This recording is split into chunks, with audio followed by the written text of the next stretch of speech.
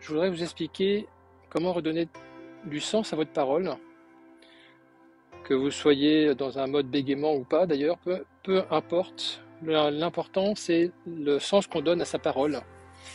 Parce que entre acheter une baguette de pain, tu vas me dire, et puis faire un discours devant 10 personnes à la COP26, 15 personnes, j'en sais rien, sur l'écologie, tu vas me dire, c'est un peu différent, le sens n'est pas le même. En fait, si. Et justement, il y a quelque chose de très important, c'est quel que soit en fait ce que tu vas dire, il faut toujours précéder avant de penser au comment. Comment je peux être fluide, comment je peux être à l'aise, comment je peux être en confiance, etc. L'étape qui doit précéder, c'est le pourquoi. Pourquoi je veux parler? Pourquoi je veux communiquer? Qu'est-ce qui est important pour moi dans ce que je vais dire? Quelle que soit finalement la façon dont on va le dire. Parce que tu peux aussi trouver du sens à acheter ta baguette de pain ou être devant ton commerçant quand tu lui demandes quelque chose et c'était bloqué, ou devant ton client. Qu'est-ce qui est important pour moi? Qu'est-ce qui me relie à mes valeurs hautes dans ce que je vais dire, dans la façon dont je vais le dire vis-à-vis de la personne que j'ai en face? Je peux très bien trouver du sens quand j'achète mon pain en voulant peut-être transmettre un sourire, voulant transmettre une énergie, une bienveillance, une gratitude envers la personne qui va me donner à manger une baguette. Enfin, tu vois le truc. C'est comment je peux te donner un sens, non pas à la façon dont je vais te dire, mais à ce qui m'anime au moment où je le dis. Et ça, en fait, ça va changer en fait ton état d'esprit. Et en fait, en changeant ton état d'esprit, tu vas modifier ton mode de pensée. Et en modifiant ton mode de pensée, tu vas modifier ton ressenti émotionnel. Et donc, ton comportement va être modifié. Si en parlant,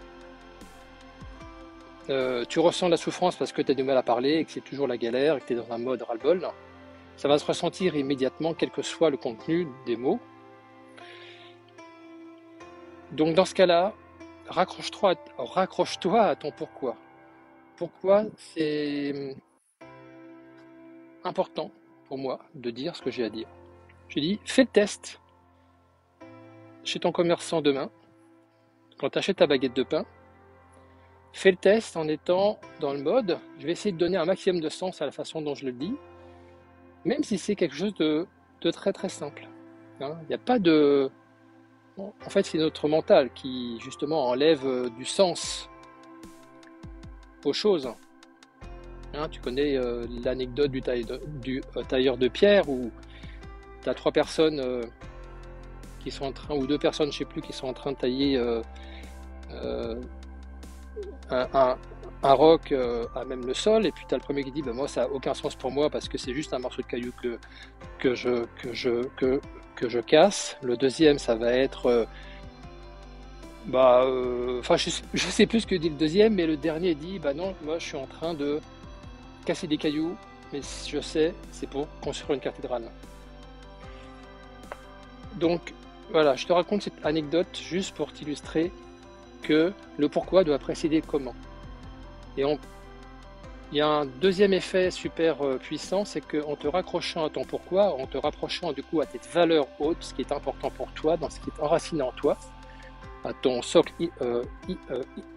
identitaire, tu vas te dégager du regard de l'autre. Tu vas pouvoir te rendre imperméable d'un éventuel agacement, peut-être, de la personne en face de toi parce qu'elle te sent hésiter, si tu hésites ou si tu bégayes. Ça va te rendre imperméable parce que tu sais que ce que tu dis a beaucoup d'importance pour toi. Et donc, en donnant l'importance à ce qu'on vit quand on parle, cette importance, elle va se dégager en termes d'énergie à la personne en face de toi. Je dirais même que ça, c'est valable pour tout le monde, qu'on ait des difficultés d'expression orale ou pas. Je pense que les plus grands communicants de ce monde ne sont pas des personnes qui tchatchent comme des dingues. Et ils arrivent à se connecter à la personne en face parce qu'ils sont déjà, eux, hyper connectés à eux-mêmes, connectés à leurs valeurs hautes. Et donc, dis-toi que finalement, les problèmes de parole que tu as, les problèmes d'expression orale, c'est une réelle opportunité pour toi de travailler sur ton identité, sur ce qui est important pour toi. C'est un retour à la jeunesse, donc c'est une chance. Lors d'un précédent live, je parlais des deux côtés de la pièce. Il y a autant d'avantages que d'inconvénients à ne pas être à l'aise dans son expression orale. Et voilà, c'est un avantage, c'est que ça va te permettre de travailler sur ton identité, sur qui tu es. Voilà, donc raccroche-toi à ton pourquoi, à ton socle identitaire, donne du sens, même quand tu achètes une baguette de pain. Pose-toi la question du pourquoi avant de travailler sur le comment. Et tu verras que le comment va arriver beaucoup plus facilement et beaucoup plus naturellement si tu te raccroches à ton identité. Voilà, je te souhaite une bonne soirée ou une bonne journée si tu me regardes en replay. #replay. Merci de vos commentaires. Si vous n'êtes pas d'accord, si vous êtes d'accord, si vous avez des remarques là-dessus, commentez, engagez-vous, c'est important. Là, on est en train de créer une communauté super importante parce que c'est une communauté qui traite de qui on est intérieurement et ce qui va nous permettre de donner un sens à tout ça. Allez, ciao, portez-vous bien les amis, bon week-end à vous